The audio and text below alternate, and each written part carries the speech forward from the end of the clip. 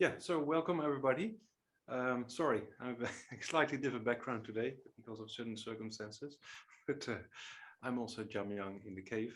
And yeah, welcome for this, yeah, not a last weekend, so to say. We meet together before next weekend. We have the review and discussion session.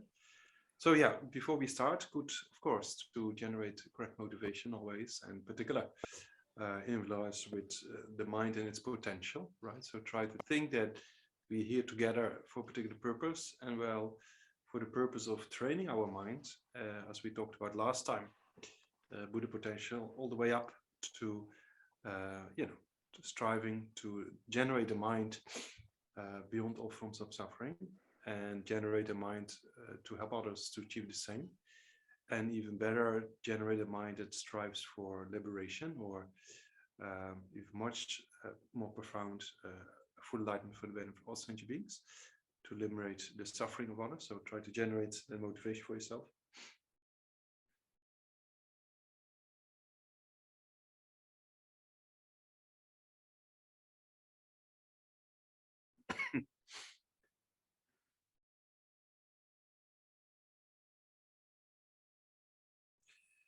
And then we recite the prayers we normally do, and then you can think in front of yourself. It's Sakyamuni Buddha, if you feel comfortable with that, if you feel inspired by that. If not, you can just visualize white light in the nature of loving kindness, compassion, and wisdom.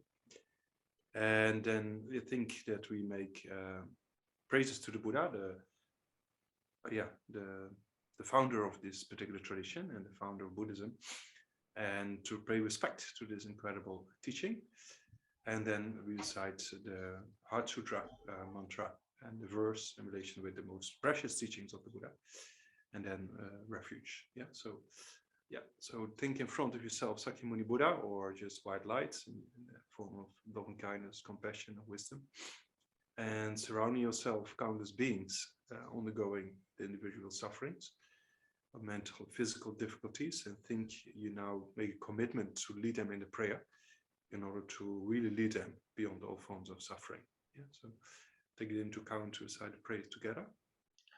To the founder, the endowed, transcendent destroyer, the one gone beyond, the foe destroyer, the completely perfected, fully awakened being, perfect in knowledge and in good conduct, Siddhartha, Lord of the world, supreme guide of human beings to be tamed, teacher of gods and human beings, to you, the completely and fully awakened one, the endowed, transcendent destroyer, the glorious conqueror, the subduer from the Sakya clan, I prostrate, make offerings, and go for refuge.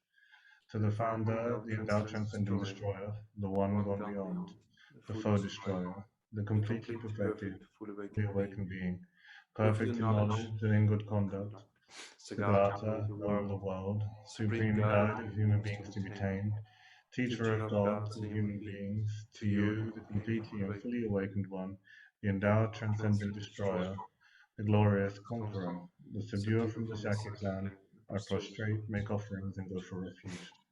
To the founder, the endowed, transcendent destroyer, the one gone beyond, the foe destroyer, the completely perfected, fully awakened being, perfect in knowledge and in good conduct, Siddhartha, Lord of the world, supreme guide of human beings to be tamed, teacher of gods and human beings, to you, the completely and fully awakened one, the endowed, transcendent destroyer, the glorious conqueror, the subduer from the Sakya clan, I prostrate, make offerings, and go for refuge. The indescribable, inconceivable, and inexpressible perfection of wisdom, unproduced, unceasing, the nature of space, object to the uniquely knowing transcendental wisdom. To the mother of the victorious ones of the three times, I prostrate.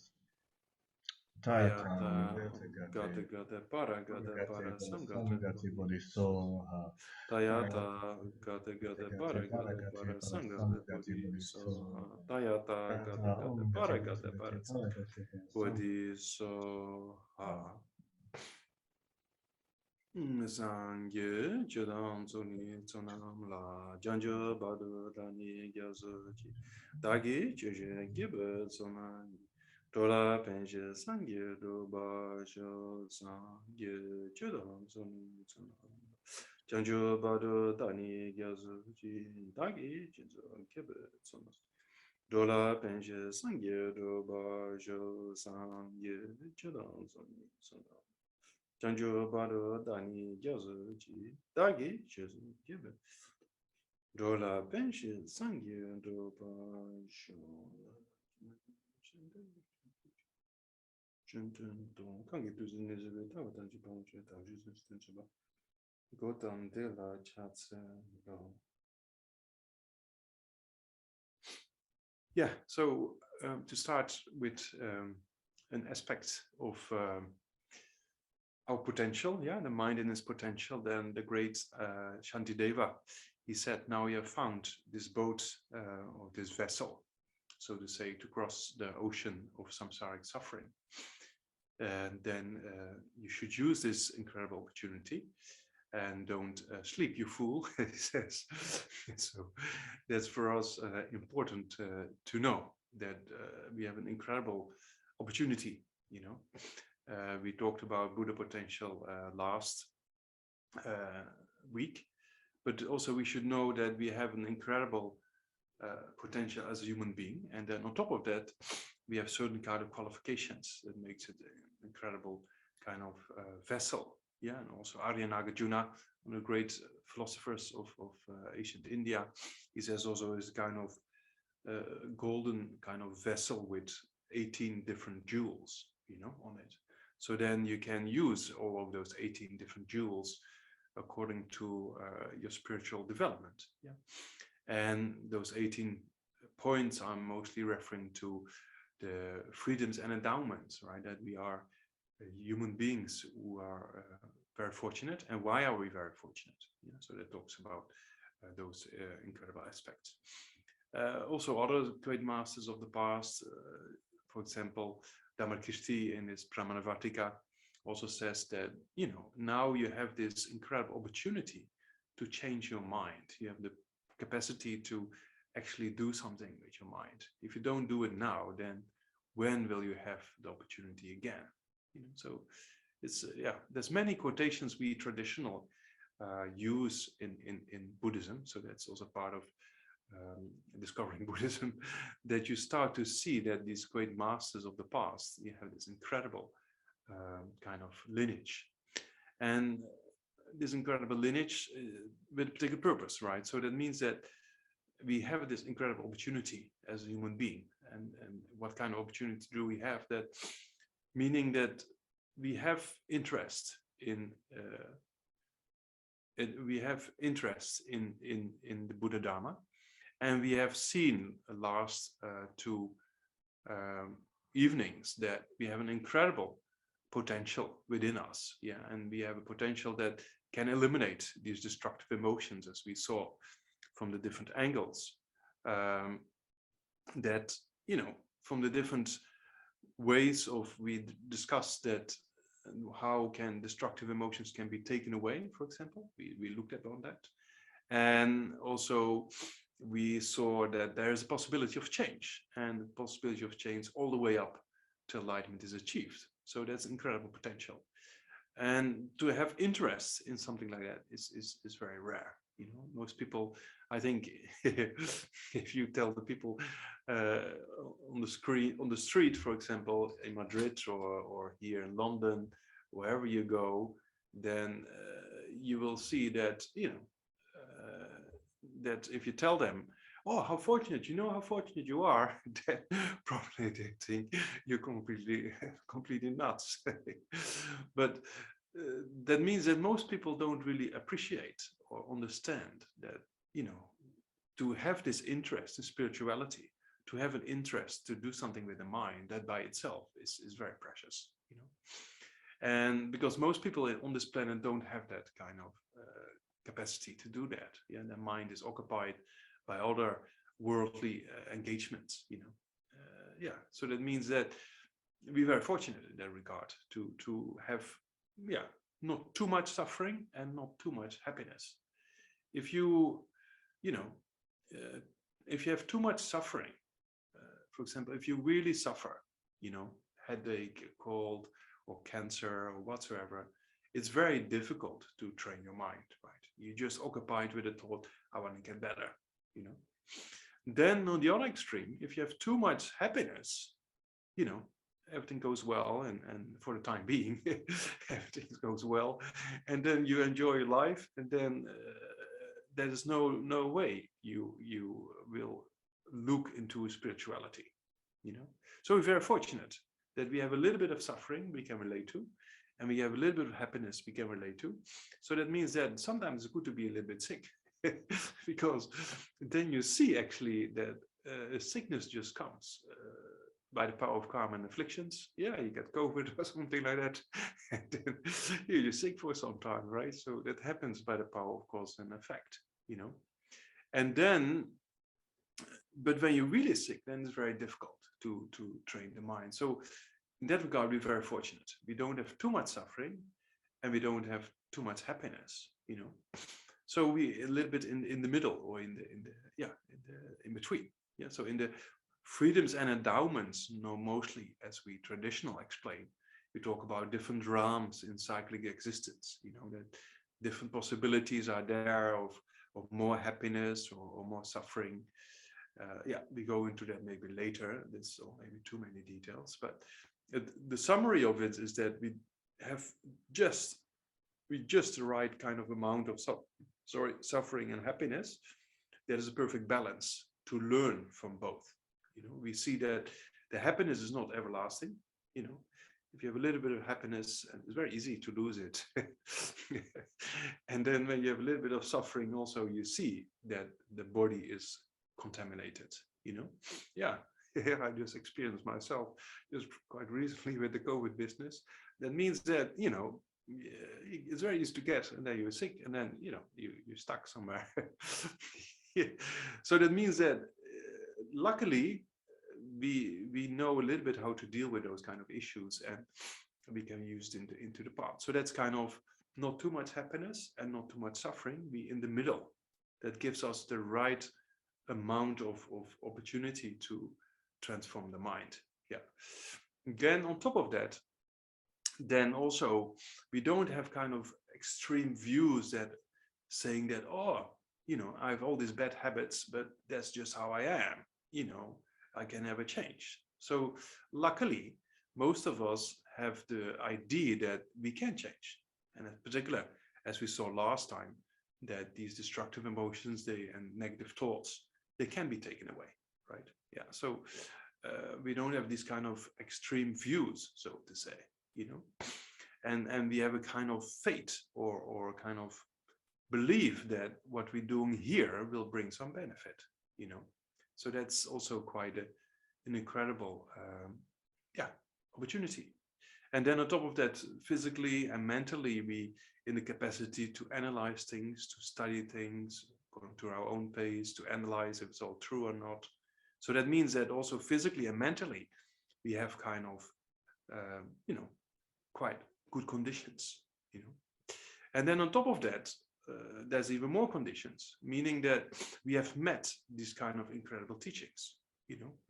And these incredible teachings of Buddha Sakyamuni, which only started 2,500 years ago. You might think, oh, that's a very long period of time, but actually it's not a very long period of time. Because if you think about world evolutions, you know, then we talk about billions and billions of years, right? So in these billions and billions of years, we just born at a time that spirituality is just present for a few thousand years. That's it, you know. So that's quite an incredible opportunity, you know.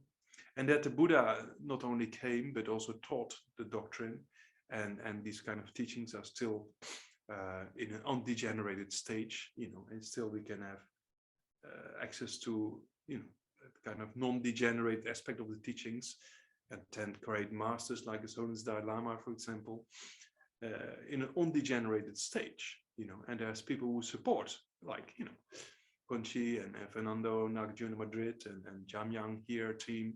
Thanks to them, they facilitate this kind of programs. So that means there is support, you know, and Kiko kindly helps to translate all this into Spanish.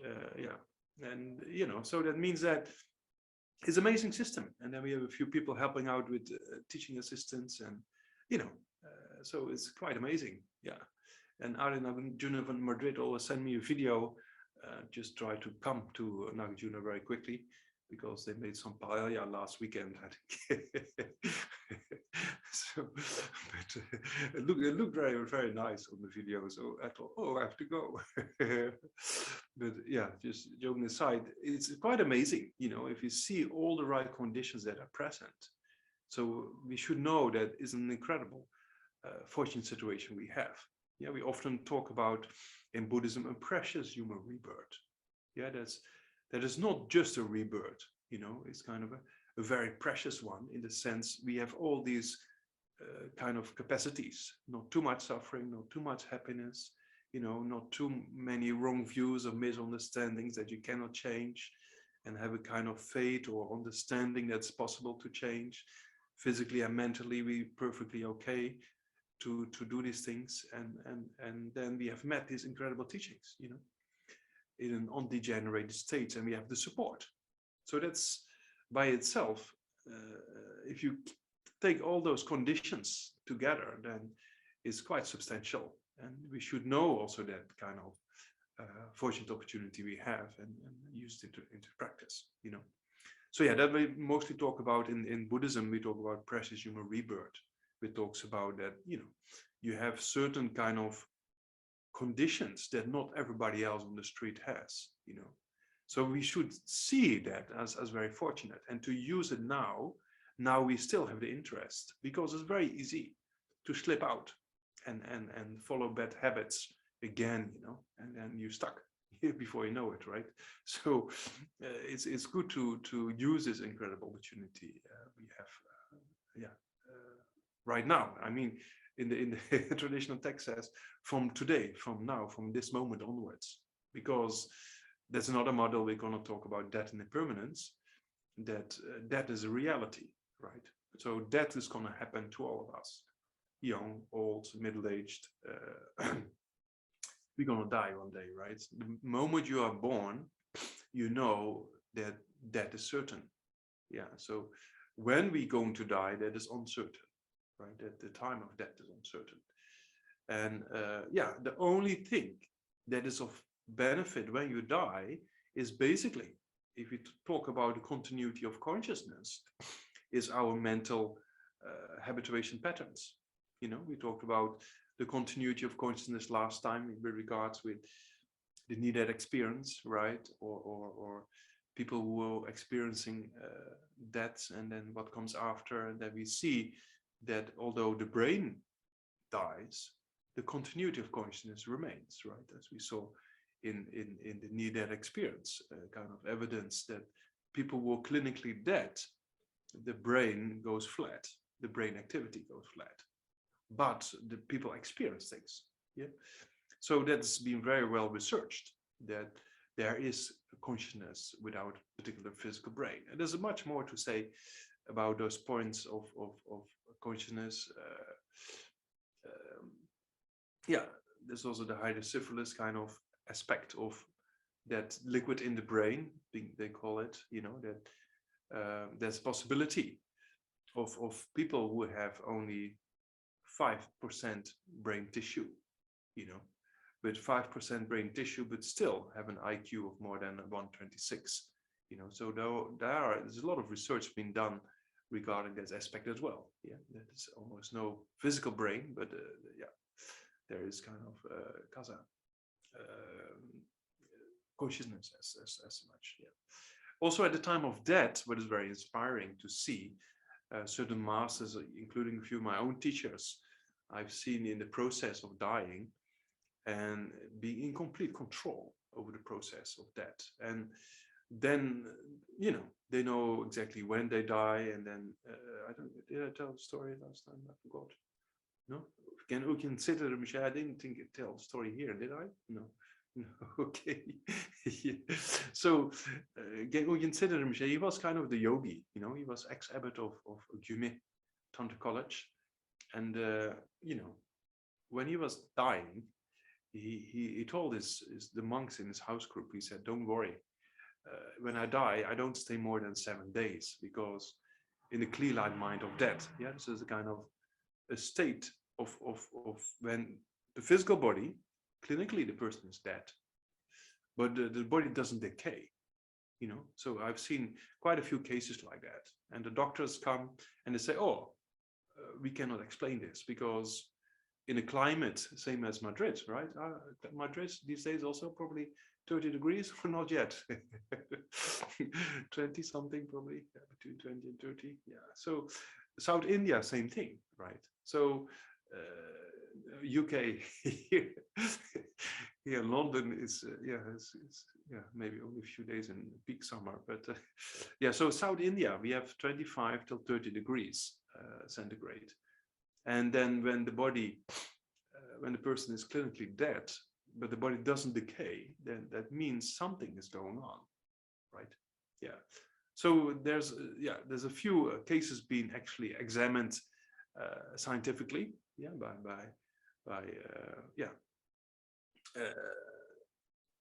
so then in that particular report, there's no detectable brain activity being measured, you know, in those cases, yeah, by Richard Davison and others. So that means that this particular master, again, Udin Cedermische, who told his students in his house group, okay, you know, don't worry, not more than 7 days.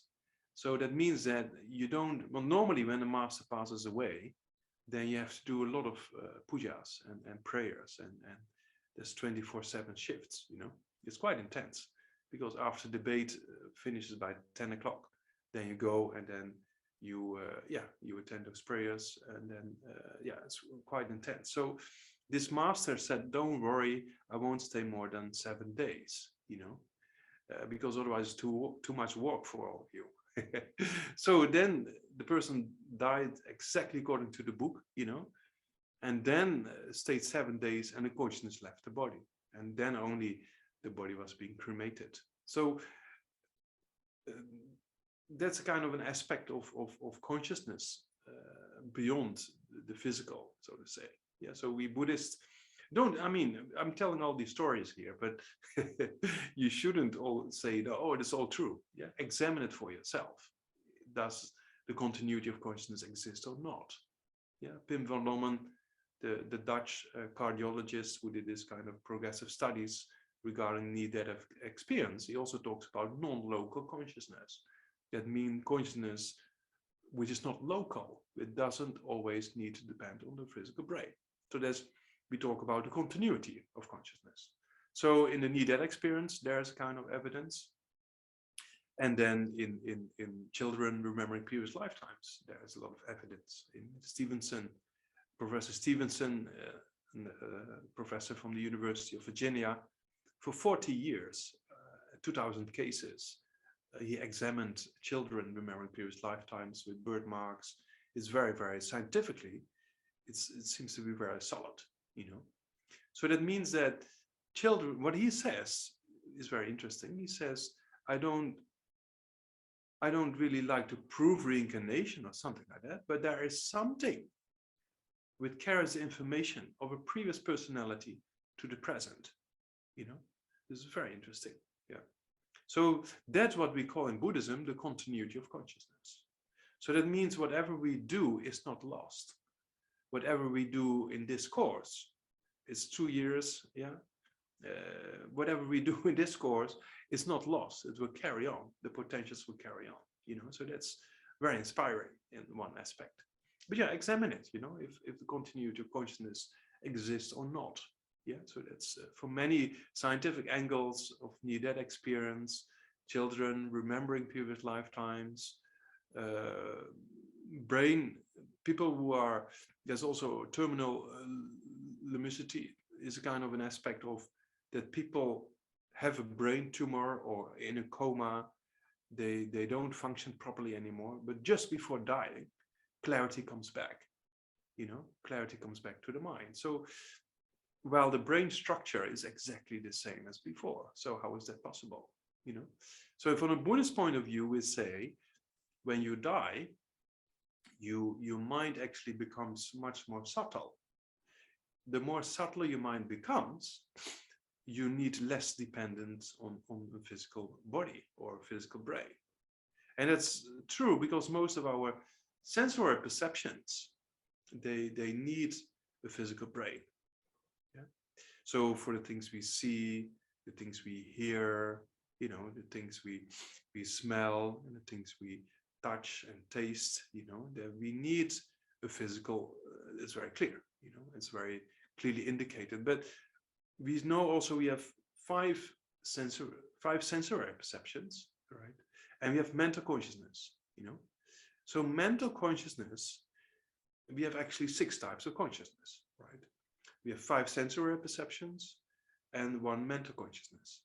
And the Buddha was mostly interested in mental consciousness because sensory perceptions is very, very limited, you know, in its development, in its action, in its complete different from the point of view of achieving happiness.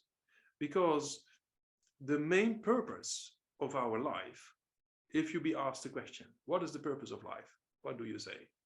You know, so if you really think carefully, then it's not eating paella all the time or going for holidays or whatsoever. It's what's the meaning of life is actually a very important question, right?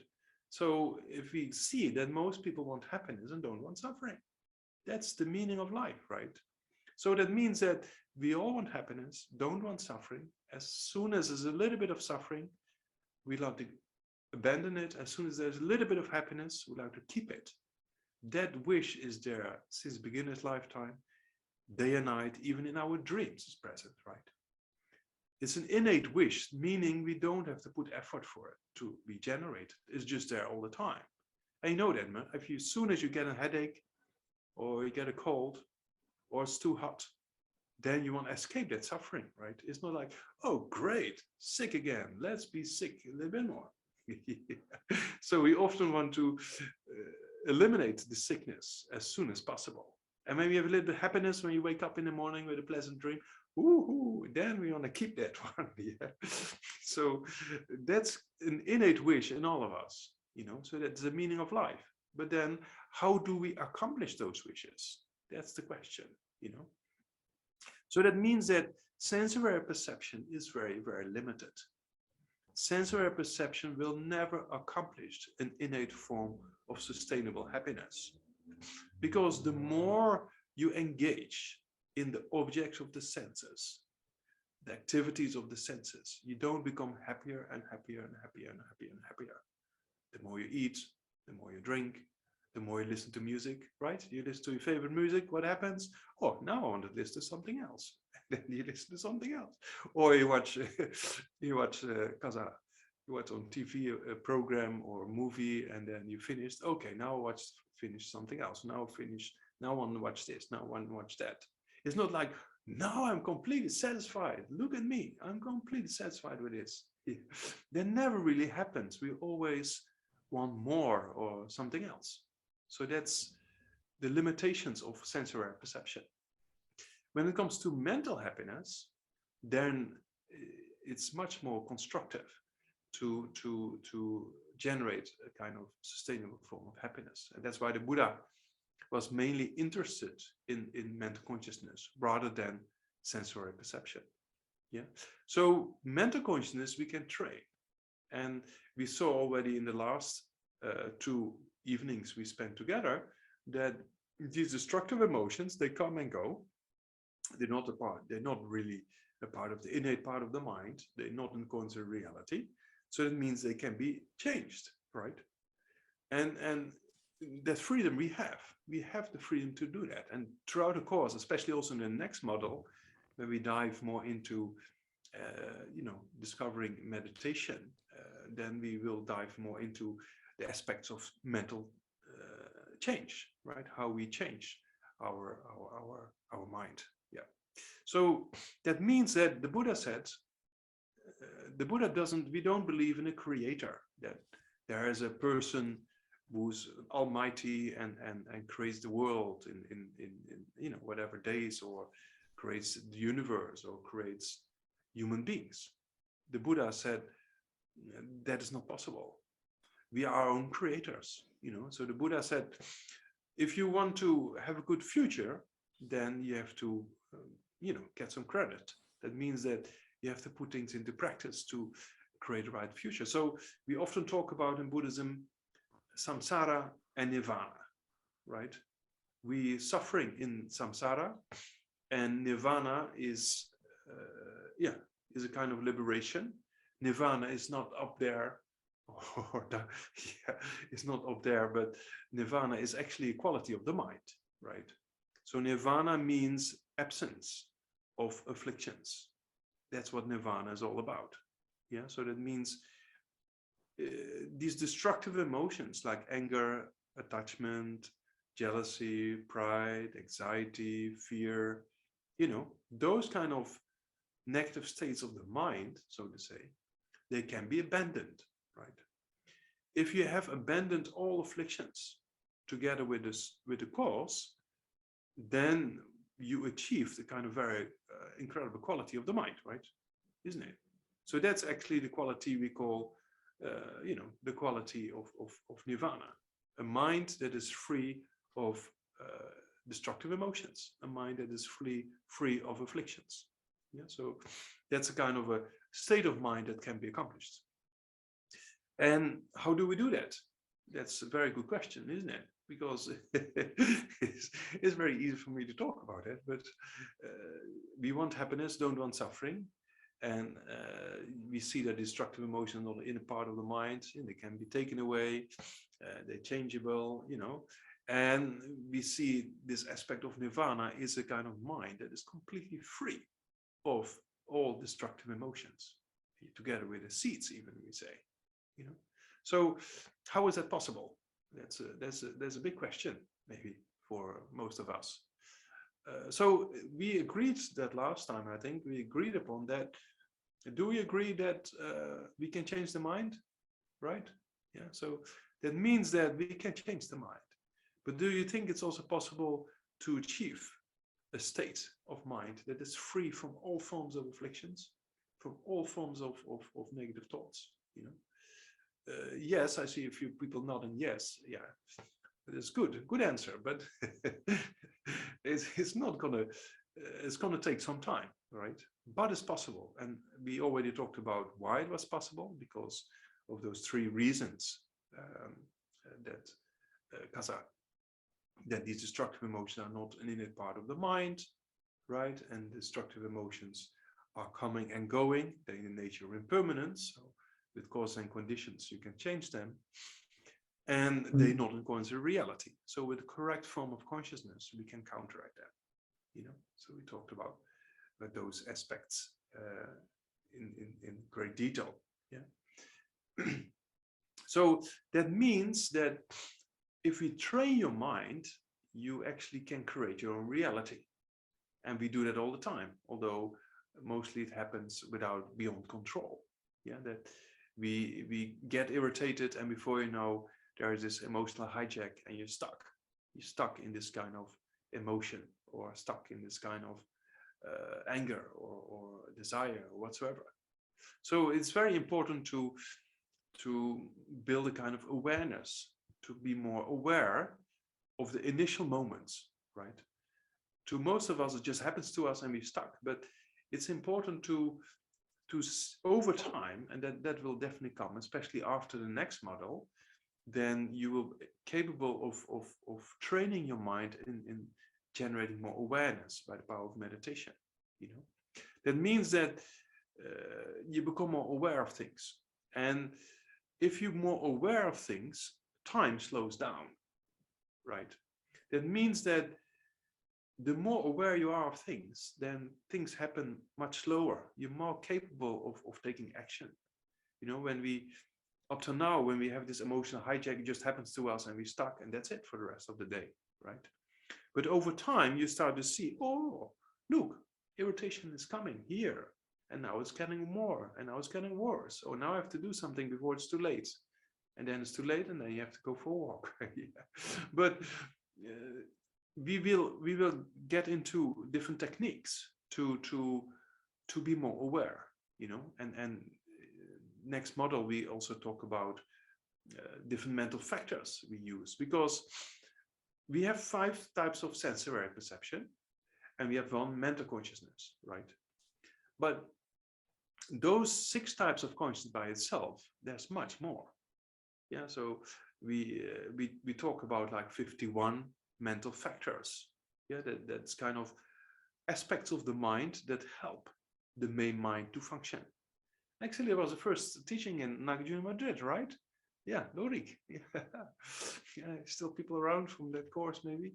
So that kind of that's very important to know. Yeah, so that means that our main or primary consciousness, like the 5 sensory perception and the mental consciousness, they by themselves cannot really completely function.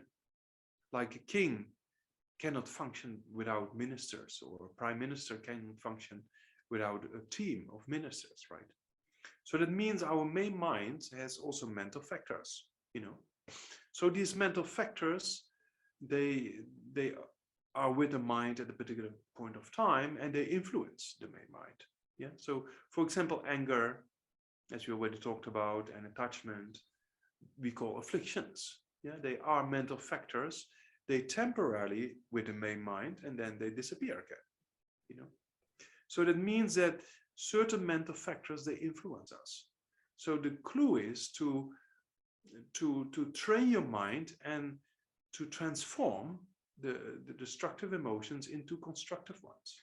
Yeah, because love and kindness, patience, wisdom, you know, there are a lot of kind of positive aspects of the mind that can be developed.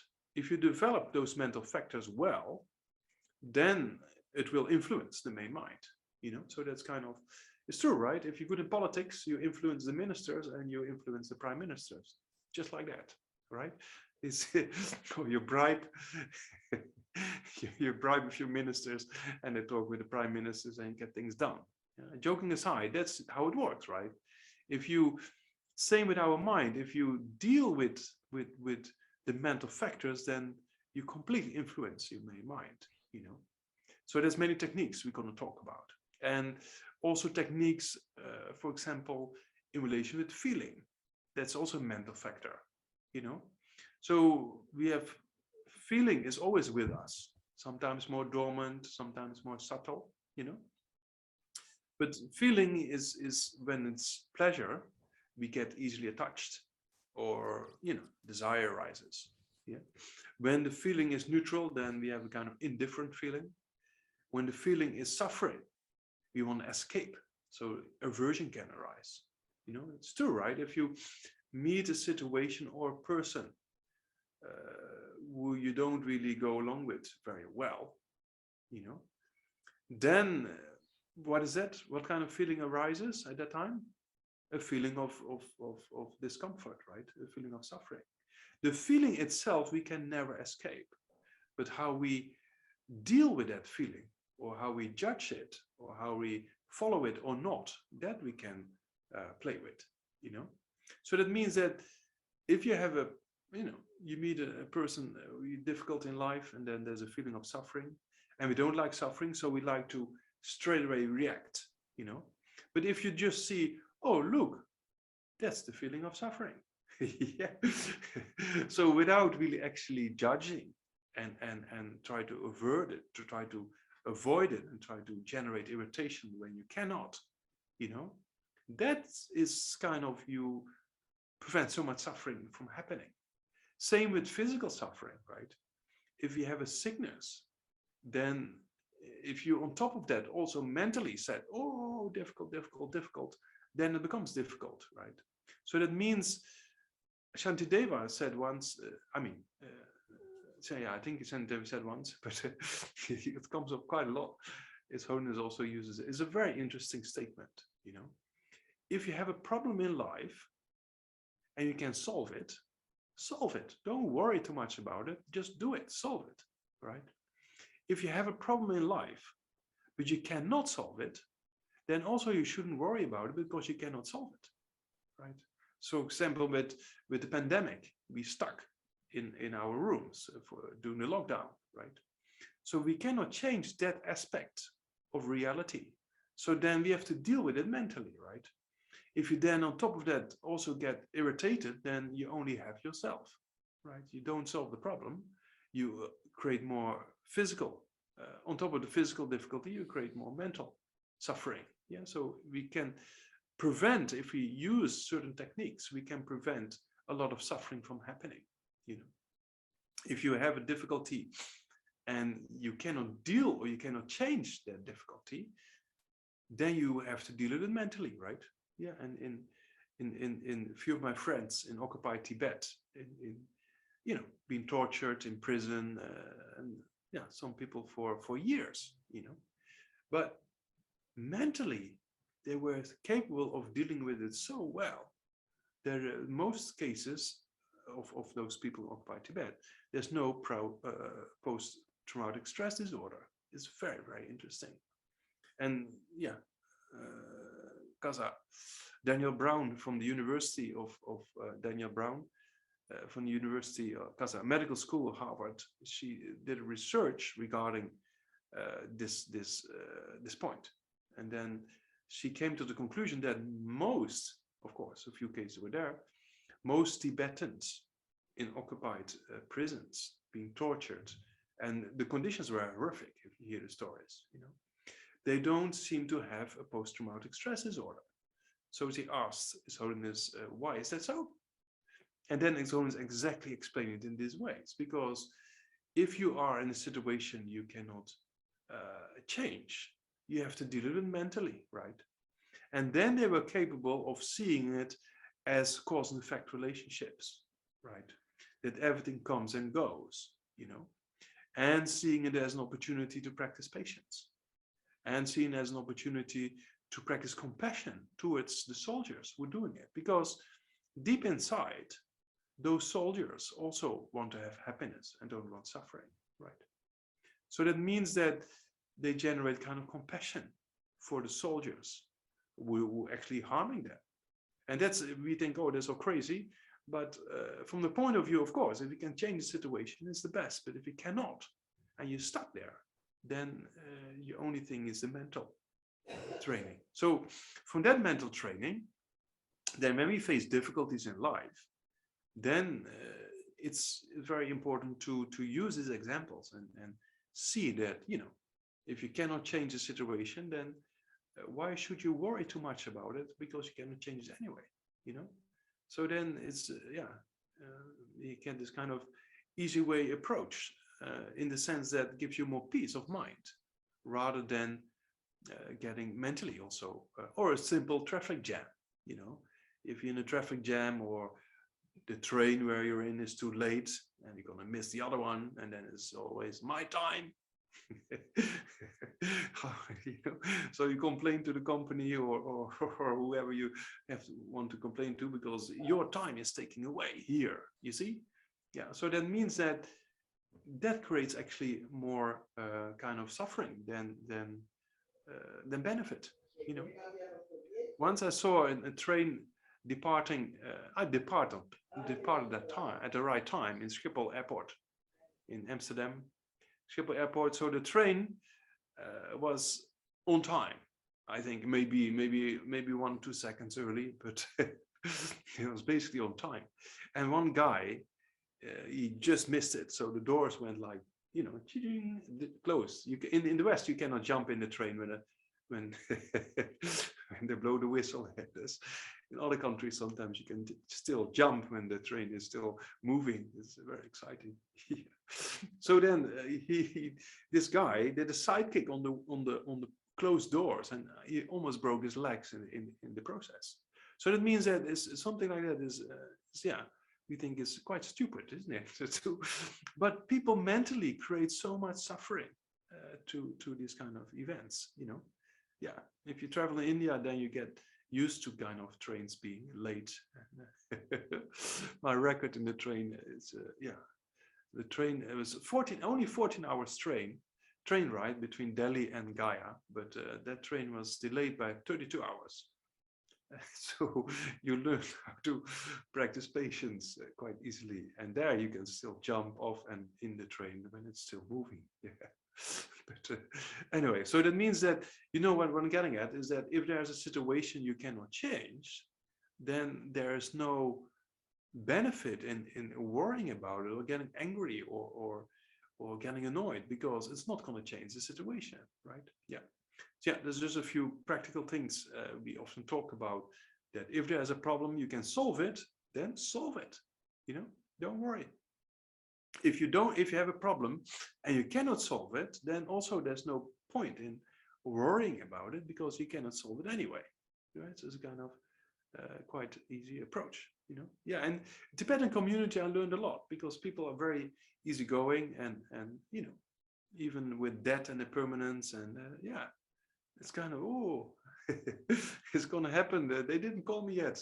Something they say, like when they in the 90s, you know, I didn't get my ticket. Like that. Yeah, and some of the monks, they give all the possessions away. They know sometimes when they're going to die, and they give it away, like, you know, a few weeks before they die. And but then some of them, they don't die. So, but they mentally so well prepared, you know. So it's kind of same thing. Also with old age, same thing. You know, we all getting older, right? Yeah, you cannot hide it. You know. You know, I just shaved, so now we can't see, but normally also I get quite a few gray hairs already coming through, and my hairline is also redrawing. So in the monastery, we always used to joke around with people, and I'm measuring the amount of fingers between the hairline should be, and we had redrawn, and a few fingers, then as people say it was bald. So in the monastery, we're quite easygoing with those things, because is a part of reality, right? We are aging, and our hair is withdrawing or falling out, and we're getting more wrinkles. If that aspect of reality, if you just worry and freak out, oh, I have to get this shampoo, or I have to get this done, or I have to do that, then you do get it done, but then in no time, I mean, I won't say no time, but quite soon after that, then, you know, the gray, gray is coming through because the hair is growing. Yeah, so the new hair pushes out the colored part, see? So you can never stop that process. You know, you can never stop decaying, or, you know, this kind of glasses.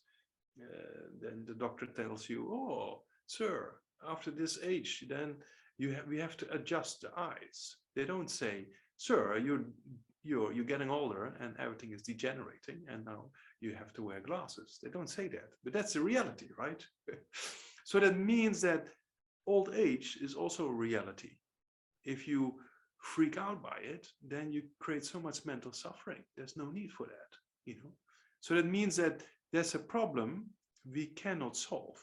We cannot solve that we're getting older and losing hair and losing energy, and mentally maybe sometimes more difficult, physically more difficult.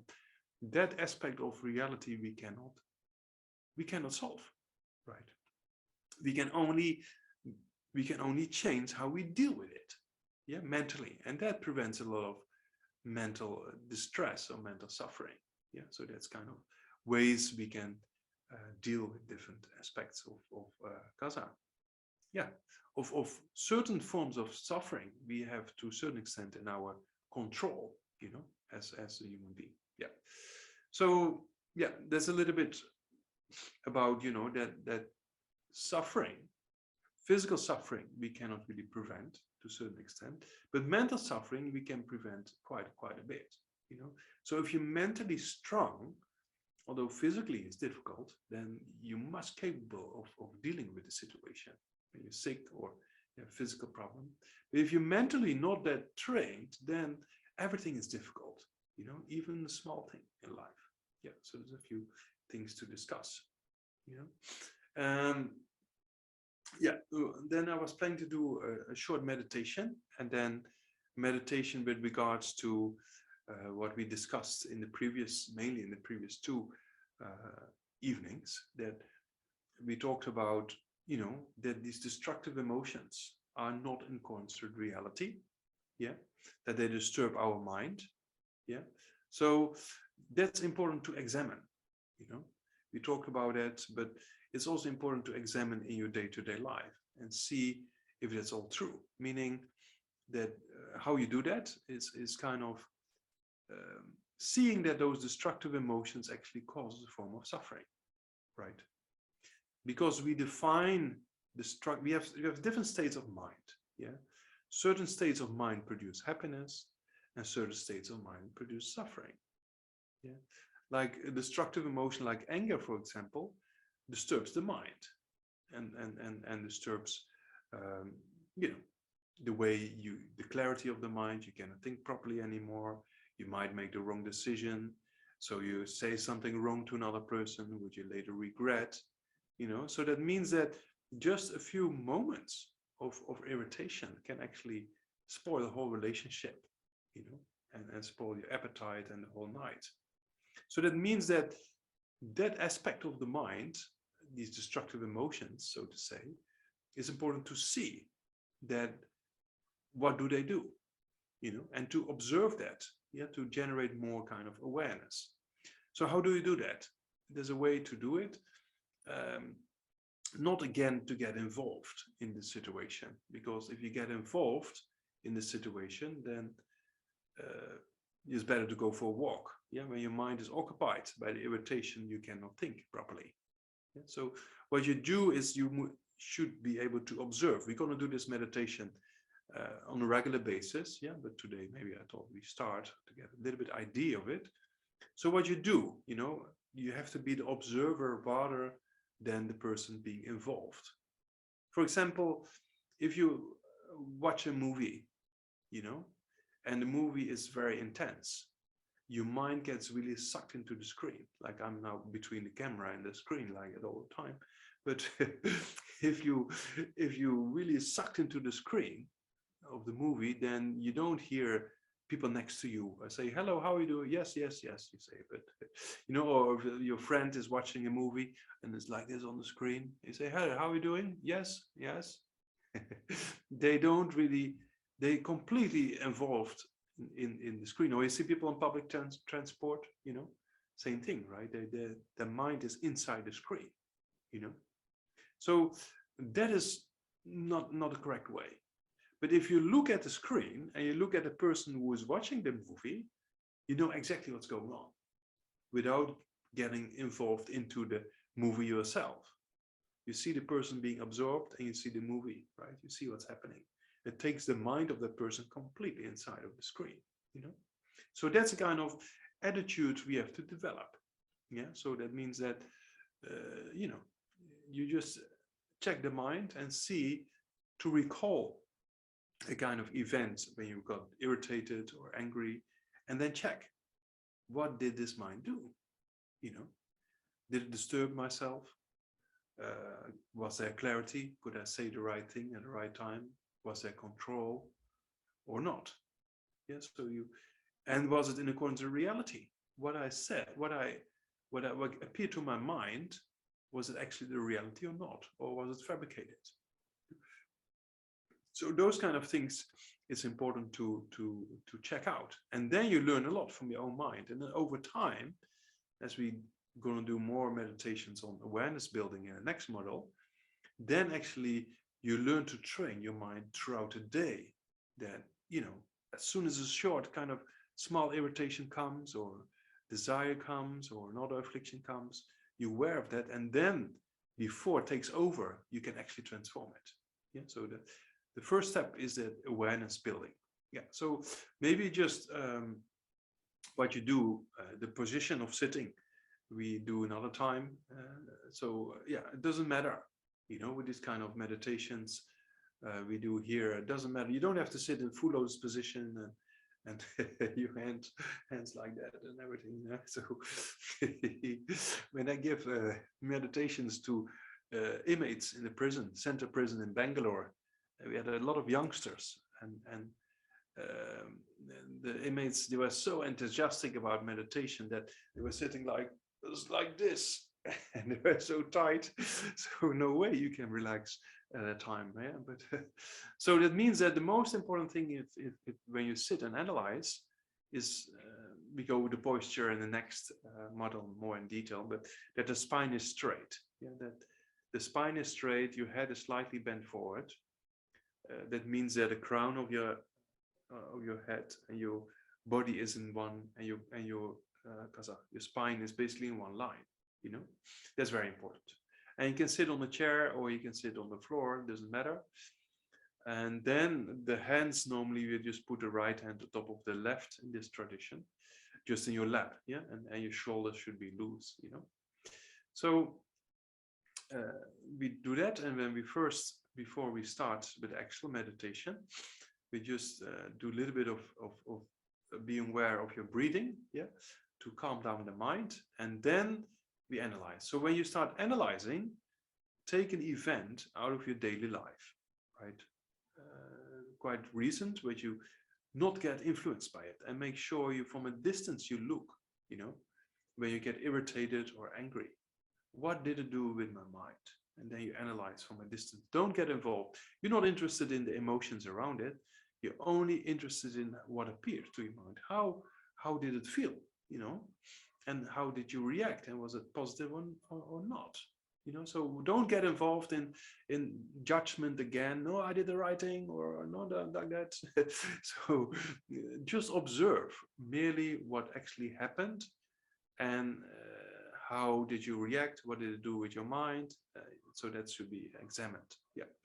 Okay, I will guide that. So first, we do just a little bit awareness building of the breath. So try to just breathe in and out in a natural way, and just be aware of the breathing, of the in and out coming breath at the level of your nostrils, for example, and try not to think about past and future, only the mere awareness of the air coming in and out of your nostrils. Yeah, so do that for about, let's say, a minute or two.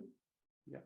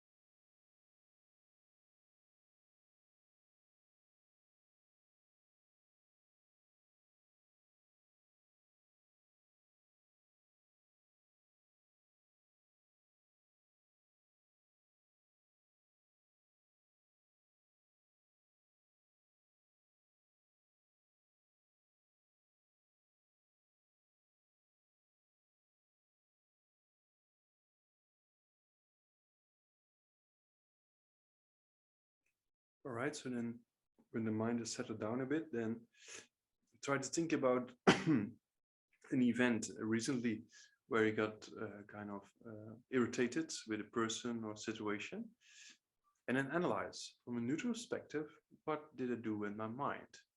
Yeah, and try to see that you lost the clarity of the mind, right? If there was a clarity at that time, you got irritated, and was that peace of mind, and were you able to think properly? Were you able to say the right thing at the right time? You know, so try to analyze for yourself what this destructive emotion, anger, actually did to your mind. And if you said something wrong to the other person, how did this person react? Yeah, see what kind of experience you had mentally. Yeah, if there was disturbance or not, you know, and unhappiness or not, you know. So try to analyze for yourself the mind of anger in that regards, of that situation. Yeah, so analyze it from a neutral perspective for about a minute or two.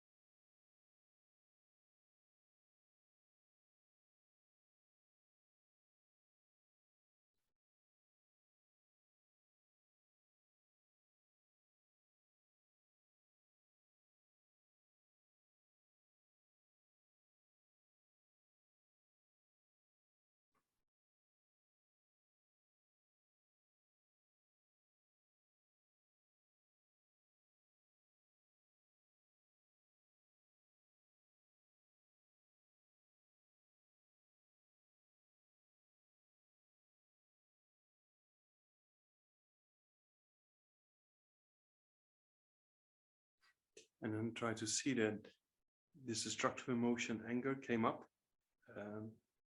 and then disturb your mind, cause kind of unhappiness, and later on also disappeared again, right? So try to see that aspect as well, that it's just a disturbance that comes, abides, and disintegrates, you know? So try to see that as well, yeah.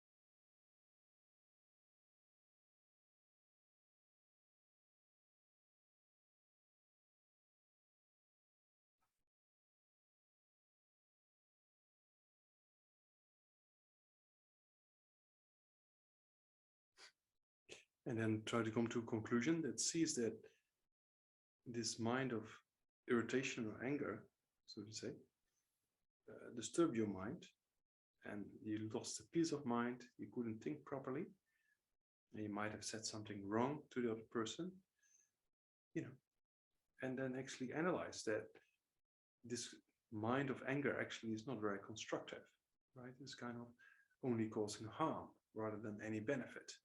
And so try to come to that conclusion and then focus on that conclusion for about a minute.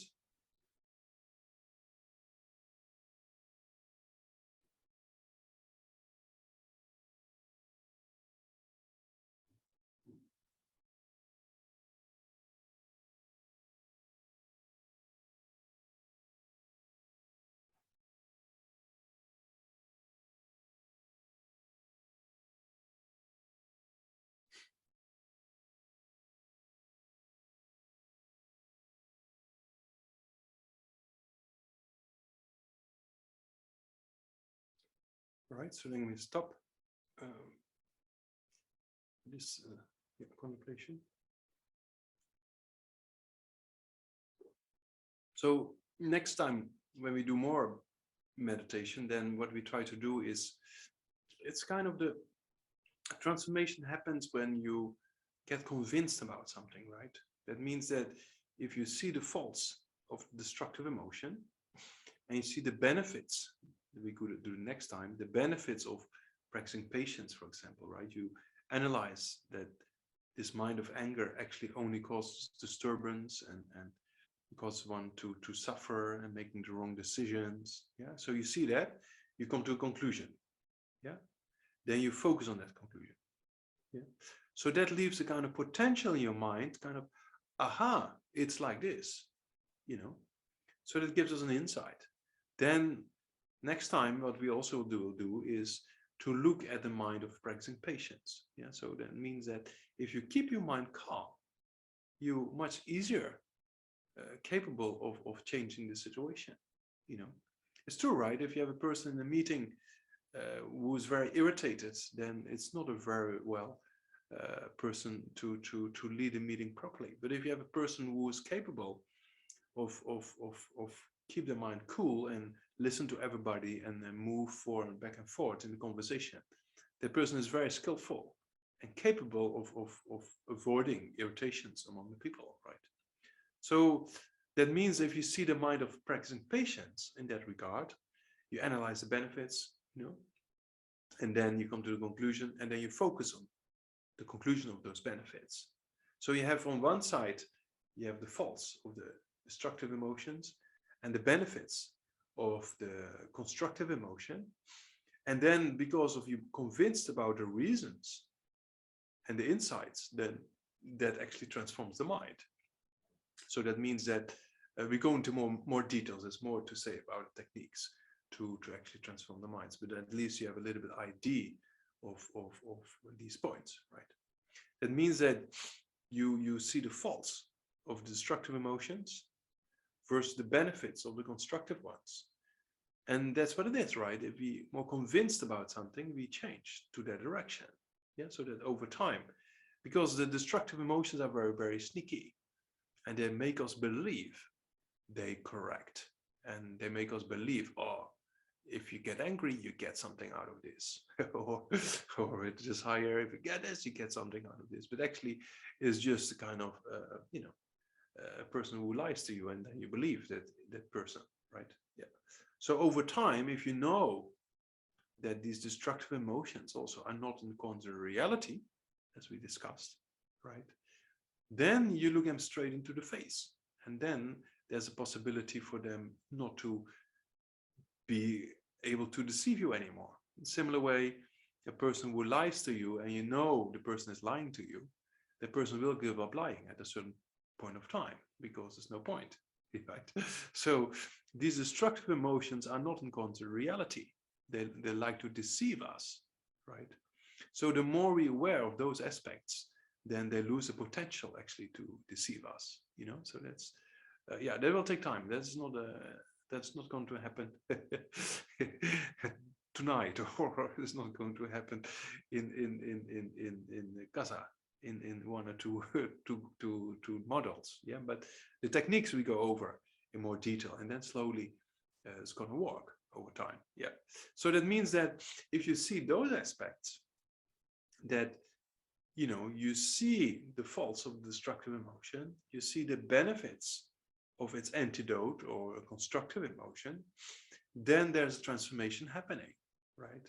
So as the Buddha said, samsara and nirvana is created by the mind.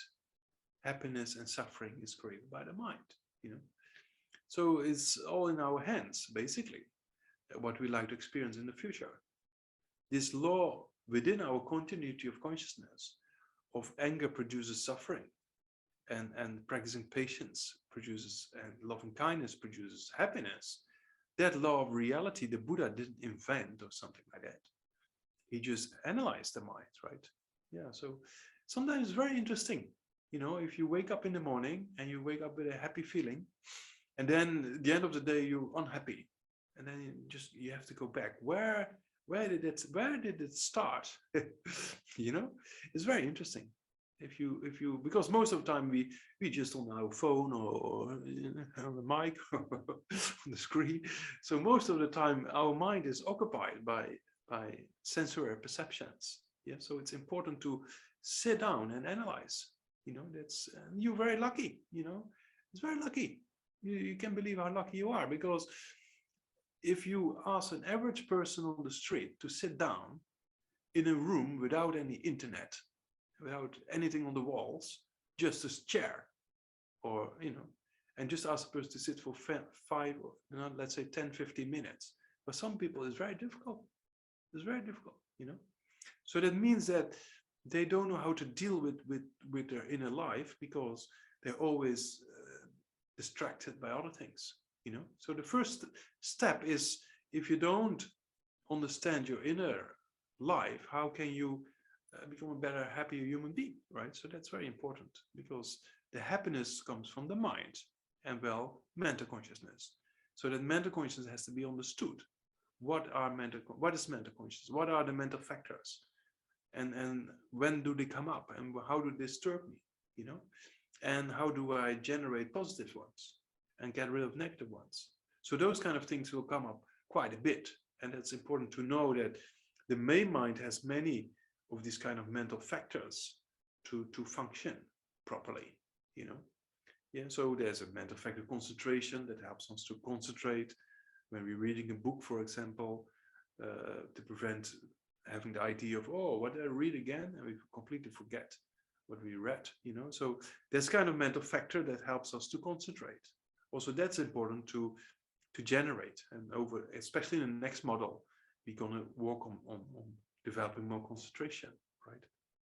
In a similar way, what we just did in this short meditation, we're going to build up more in the next model to see and use an analytical meditation to analyze events in our mind, and then see the benefits of the positive ones and the faults of the negative ones, and because of that, changing the mind.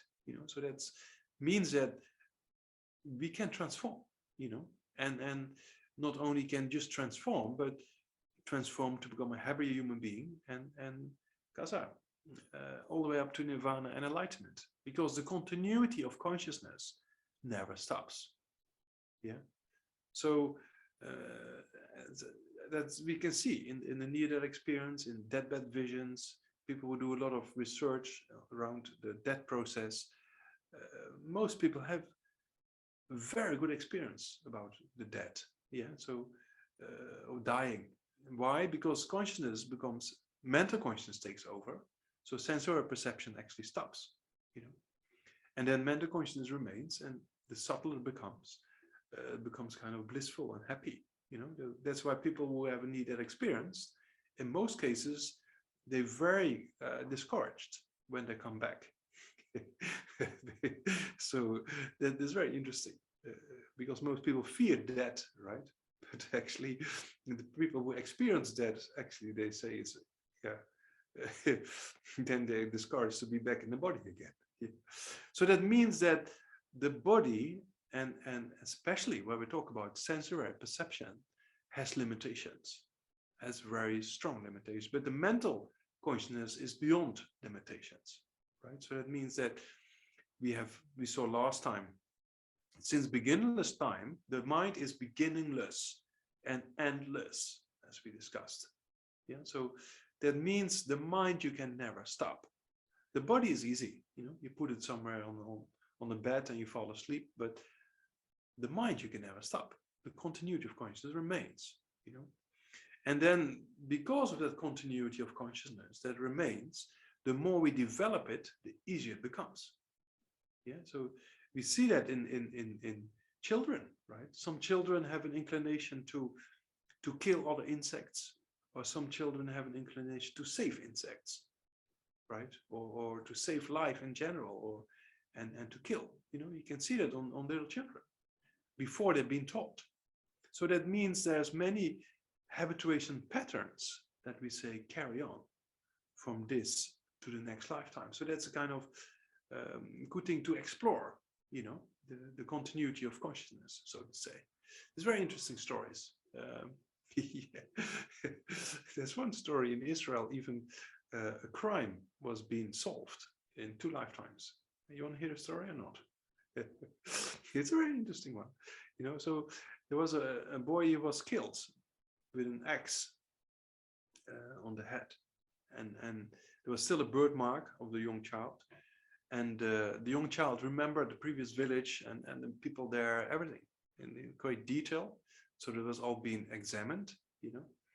And then he told his parents, do you want to know where my body is? So they went to a place and dug up the body. And then he said, do you also want to know who did it? And then they found a person. And then actually the person was so moved by the whole story that he went to the police station himself, you know. So it's very interesting that there's many of these case studies of the continuity of consciousness with habituation patterns. There's kind of very interesting books from Professor Stevenson with the habituation that carries from one personality to the next, which is very, very interesting. And we see that also in the monastic system with incarnated lamas or something like that, you know, that they're capable of memorizing a text, which takes an average person a few weeks to memorize, you know, but they can do it in one reading or something like that. It's very interesting to see that certain people, they have the habituation built up over, and the same with Mozart, for example. No, if you think about Mozart, you know, he was capable of composing music, very complex aspects of music at a very, very young age, right? So then sometimes you can question, you know, where did it come from, or people with, anyway, there's a lot of things for you to research, right, to see if it's really true, the continuity of consciousness. That's one thing. And if continuity of consciousness, because if that's the case, if the continuity of consciousness beyond the end is everlasting, then if you train your mind, then when you train your mind, then you go in a particular direction. Yeah, we talked about last time Buddha nature being of two aspects. Yeah, Buddha nature that is there by nature, and Buddha nature that has to be developed. So it means if we develop over a long period of time, we can subdue our mind, and then not only subduing our mind, but also eliminate these destructive emotions, and eventually achieve what we call this, this aspect of nirvana. And that kind of transformation is possible with the present conditions we have. So that's why the precious human rebirth, as we started with today, is a kind of a feature of having like various qualifications or capacities. We're very fortunate to have that. So we should see that it's very fortunate and it's very rare. You know, if you look at the 7 billion people on this planet, who of them is actually really interested in spirituality or changing the mind? It's very, very few, very few. Among the very few who have a slight interest, who are actually really saying, oh, I'm going to do something with this, is even less people, right? And then among those few who say, oh, let's do DB, Discovering Buddhism. There's even less people who do that, right? So if you think in those lines, you're very, very fortunate to have this precious opportunity, you know, to change the mind. So you should also, feel happy about it. Geshe Ben, one of the great Kadampa masters of the past, he was very honest to himself. When he made a mistake, he gave himself a scolding, you know. And when he did something well, he patched himself on the shoulder and said, oh, well done, well done. Yeah. So that's also important for us sometimes to do, you know, to see how fortunate we are and use that opportunity and not waste it, you know, because I said before, it's very easy to think, oh, Namdak, what Namdak is telling us is making all sense, but yeah, it's also difficult, just put it aside and maybe another time. And that's what we call laziness. It's kind of a laziness of procrastination, yeah, to not start with things today, because we Buddhists will say we can die tomorrow. We crack a lot of jokes about dying, but it keeps the mind healthy, and it also helps us to motivate ourselves, because as long as we have this incredible potential within us, the conditions to study things like discovering Buddhism, to meditate over time, it's mind-boggling, you know, to see we only a very, very few, about billions of people on this planet, to have this incredible fortunate situation. So yeah, this is a part of my pep talk. Sometimes I have to give pep talks as a part of my job description also, a little bit. So it's important, you know, to invest to invest some time in these kind of programs, because you can do a little bit Buddhism here, a little bit there, a little bit this, a little bit that, but you never get the real complete picture, right? So a program like this gives you, within 2 years, gives you an incredible kind of overview of the whole Buddhist path, with some very practical aspects, especially in the next model, you know, how to meditate. Yeah. So that means that we have this incredible potential, that our mind is capable of seeing that these destructive emotions are not an inner part, they're temporary, they're not according to reality, so we can move and change them. Yeah, and we can move and change them all the way up to enlightenment. Why? Because we can take these emotions away, and we can prevent them from coming into being. So that means that incredible potential we all have, you know, and that's, yeah, goes a step further to complete that aspect of the potential. That means our mind, right? Our mind, the ultimate nature of our mind, is free of these kind of states. The ultimate nature of our mind is free of any form of destructive emotions. It's free of any form of afflictions. Like the clouds are not a part of the blue sky, right? So in the same way, the ocean on the surface is moving, but deep down below, there's no movement, right? So that means our mind, same thing, that deep down below, it's quiet, yeah? So that means that that aspect of the mind we have to make more manifest. And there's more to say to that, that the mind is also often we say empty-renderant existence, meaning the mind doesn't exist from its own side. The mind depends on other things than itself, right? Things are being experienced, there's different feelings, there's a cause and effect relationship with objects, but how we deal with our attitudes towards those kind of various aspects, that we can play with a lot if we train correctly, you know. So that's yeah, kind of very amazing aspects of exploring this kind actually of the mind and its potential. So yeah, that's a little bit about what we were planning to talk about today. Yeah, so we also have some question answers then after this, and then in the next week, Kaza, then we have kind of, we prepare discussion questions, so then we have some discussions, yeah, and the teacher assistants, they will give a kind of review, then we have a kind of discussion and do a short question and answer session after that, and then meditation, so that then you digest the material a little bit, right, in the next Thursday.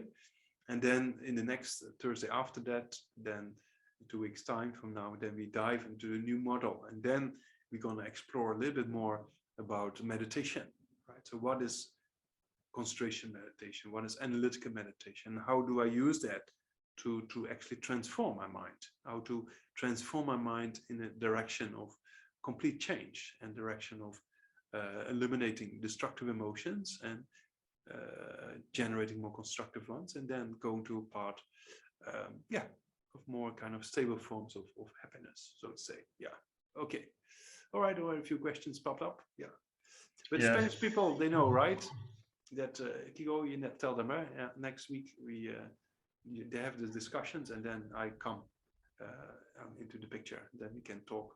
Can I talk with my Spanish friends face to face? Yeah, okay, yeah. Fantastic. Thank you, Geshe. So the first question we have is from Sarah. Sarah, you can unmute yourself and ask your question. Oh, thank you. Yeah, it was just a quick question on, I guess, anger. Before you get to this point of being able to kind of totally not let it kind of control you and your actions. And obviously the meditation we did was really useful today, but do you have any other suggestions of how to deal with it, because it's such a powerful emotion and not just to repress it? Yeah, thank you. Yeah, so we're gonna do more, right? Especially in the next model, it was just an introduction to it. So that means that suppressing is never good, as you know. To let it come and rise again and again is also not good, right? But if you look from a distance and with an acceptance, you know, that by itself, the emotion will lose its potential because you don't get involved, right? So that means that from a distance you look and you just analyze what happened, you know, and then you get convinced about the faults of this destructive emotion. So that means next time this destructive emotion comes up, because you have this insight, then you think, oh, I'm not going to follow it this time, or at least try, you know. So that means that over time they lose their potential to become completely manifest. There's a kind of transformation process happening, because the destructive emotion by itself uses also reasoning, right? Like, this person is bad, this situation is bad because of this. It's often not a valid form of reasoning, but it comes to the same conclusion, and then we believe it. So now we try to transform that whole process in the sense of seeing the faults rather than believing in it, you know, and then counteracted that with an antidote, so to say, on emotion that completely is the opposite, like practicing patience, for example. The more you're convinced about the benefits of keeping your mind calm and cool, you know, you're capable of solving more problems. So that means that the next time you think twice and you help your mind not to follow destructive emotion of anger, but actually follow the mind of practicing patience, right? Yeah, so that's the idea. Yeah. Thank you. Okay, thank you, Sarah. Next is Agnes. Yeah. Hello, Geshe. Thank you. I have a question for the consciousness. It's very long. So you have mentioned a lot of time that about the consciousness will remain in the body after clinical death. So is it only happened on those who died in incidents, or those senior practitioner with a clear light mind? And also, how do we know if there is no Nama around us? How do we know that if the consciousness is still in the body? And what if, what if the consciousness is still in the body and we cremate, we cremate the body, what happened with it? Thank you. So, so Kasa, the first one was? The first one was, is it only happen for those in incidents or senior practitioner? Yeah. So basically, it depends on many factors, right? It's not black and white in the sense of for every person is this amount of time. It depends on many causes and conditions. Yeah. There's different ways of dying, right? And because of that, also probably a certain aspect consciousness leaves quicker than in other types. So it's very difficult to say, you know. It depends on the individual, it depends on many causes and conditions. But yeah, an average person in the early days in Tibet, they said to leave the body untouched for 3 days, you know. So that's in the West quite difficult, especially the medical in the hospital, right? But if you have to move the body, then it's always advisable to touch first the crown of the head, for example. Yeah, the first place, if you have to touch the body, then that's important to do that. Yeah. Then, yeah, if there's no to let the consciousness leave the body, it's not always in our capacity to be there at the right time, right? So there are practices that can be done. For example, in Gyume, the monks who recite the root mantra of Gyume Samaja beyond chapter 5 to help the consciousness to leave the body, for example, there are kind of powerful recitations can be done, you know. But yeah, it's not always in our capacity, and sometimes you can see a drop of liquid, yeah, mostly blood coming out of the nose, for example, right? It's kind of a sign. Or you can feel around the heart that there's no warmth anymore, right? So that's one of the signs that although this clinically is dead, but the body is generally speaking cold, but around the heart is still a little bit warm. And that we see also with these meditators in the clear light mind of death, for example, right? So there's a few things where you can check, but it's good to check with an authentic Lama who actually can do observations if possible, and then decide what to do. Yeah. So the last question was like, if we send the body to burn, if the consciousness is still there, so will it affect the future life or anything, any effects in the battle? Yeah, how it affects, that's also difficult, yeah, to say, right? Depends on many aspects of the individual as well, you know. So it's also not that black and white, you say, oh, if this happens, then definitely this is the result, you know. That's not, it's very complex.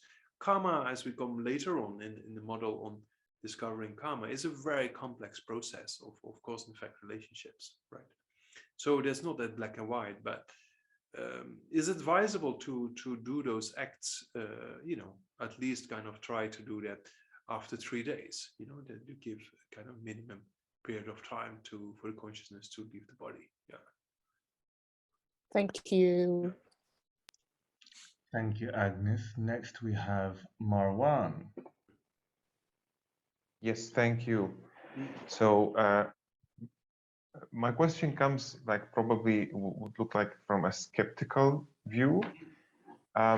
So there is this habituation patterns or habitual patterns that keep going from life to life. I'm completely on board with that. That's on an implicit level probably, that moves from one life to the other. What I'm struggling with is that that you said, if we, I mean, we need the physical brain to have sensual perception. So I assume that this includes scenes, faces, things that the physical eye records and remembers. So how does that, how did that kid, for example, could remember faces and scenes, right? And who killed him, etc., etc. Not that I am denying that, I'm just struggling with Sure. Yeah. So that is actually not sensory perception. That is what we call mental consciousness. So I already indicated that the Buddha has indicated, I mean, it's not only a Buddhist thing, also in the Hindu tradition, we find very similar kind of interpretations, that we have sensory perception and we have mental consciousness, right?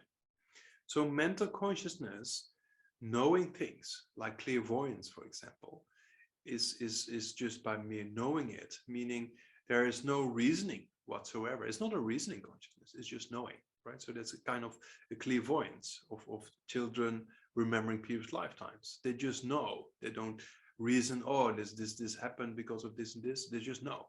Yeah, so it's in a similar way. If you how can you relate to that? For example,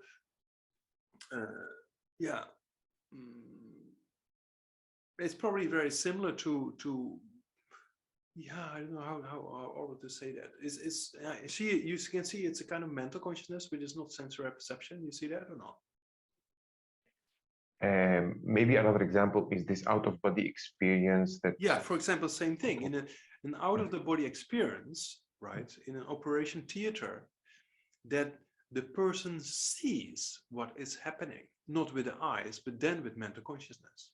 That means when the mind gets more subtle, mental consciousness had the capacity to see, hear, and think about things, So that means that because our ordinary sensory perception is very much related with the physical brain, right? And that's very clear. In the cognitive science, the research is very solid, right?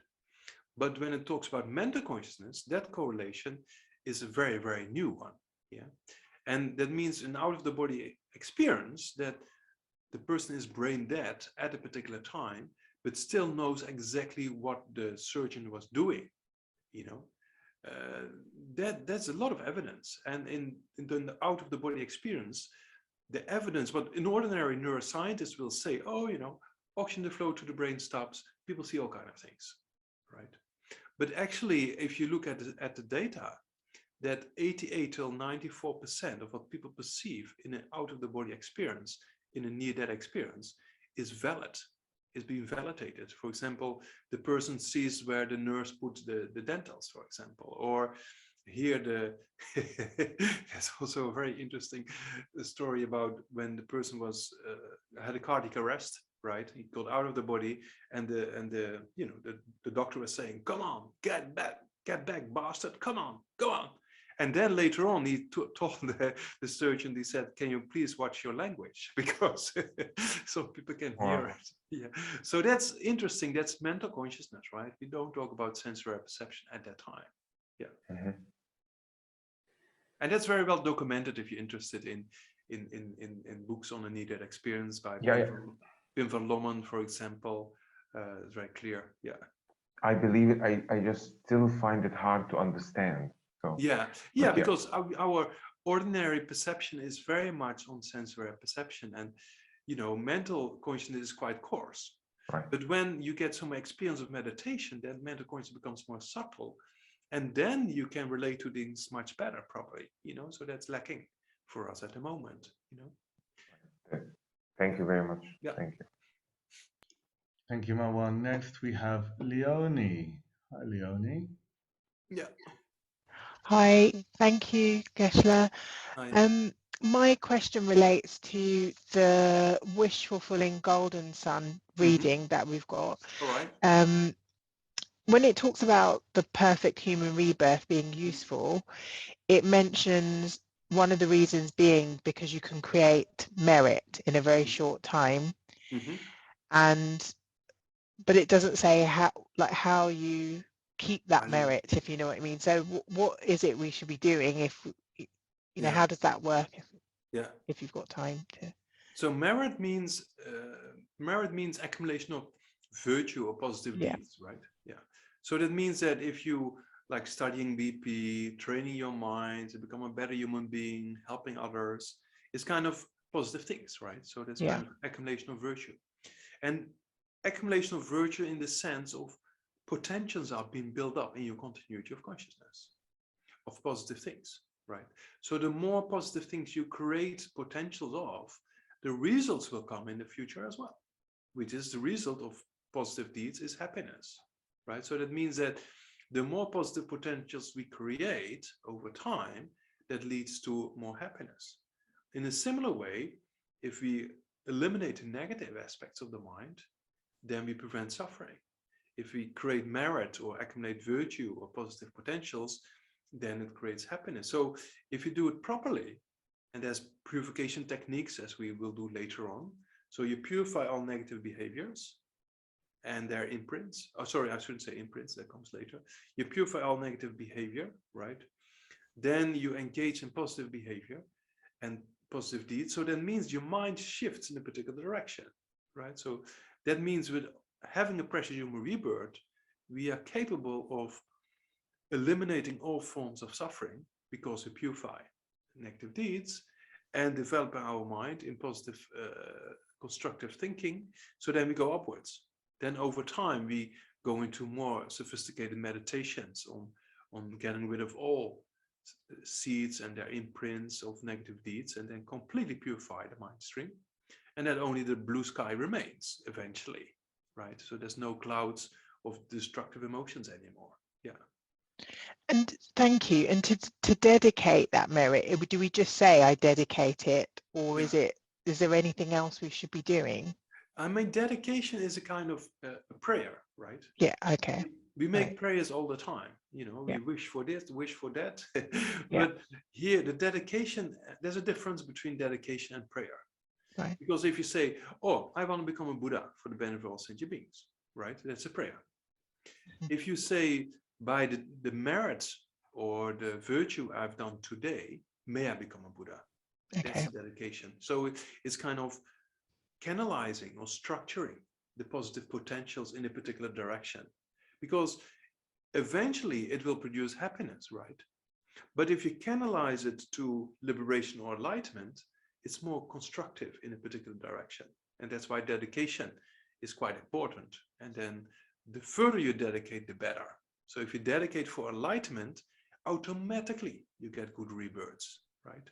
So that means we always try to dedicate far ahead, and we get all the short benefits at the same time. If you only dedicate, oh, may I be happy tomorrow, for example, then you might be experiencing happiness tomorrow, but then that merit is exhausted, right? So if you say, by the virtue I've done today, may I liberate all sentient beings, then it creates happiness in this and all future lifetimes. Yeah. Thank you, Geshe. All right. Yeah. Thank you, Leonie. Next we have Jeff. Yeah. Hello, thank you, Geshe. Well, I don't quite have a question. I just wanted to relay a story from my doctor that's consistent with your teaching on impermanence, and it's better if we accept the aging process and death. I went to see my doctor a few years back when I had a small hernia near my belly button, umbilical hernia, when I was about 57. And I made a joke with the doctor. I said, oh, well, I'm wearing out. And the doctor said to me, well, I'm quite a bit older than you, he said, and I can tell you this, it gets worse as you get older. And I said to him, I didn't ask him about meditation or spirituality. I just said, well, I'm trying to accept this. And he said to me that in his long experience treating aging patients, he said, the ones who try to cling on to their youth or miss their youth have a much harder time than those patients who accept the aging process. I just wanted to relay that story. It's reality, right? The Buddha or you experience in first-hand experience with a doctor, who knows? Yes, that's right. Thank you, Jeff. Yeah, very nice. Thank you, Jeff. Next we have Erin. Erin, yeah, okay. Thank you for the teaching. And my question was related to the modern, I guess, hype or popularity of mindfulness movement. It seems as though the mindfulness, like in the meditation that you just presented, was just the beginning. And do I have that right? That first you develop the mindfulness so that you understand that you're angry or whatever negative emotion, and then you transform.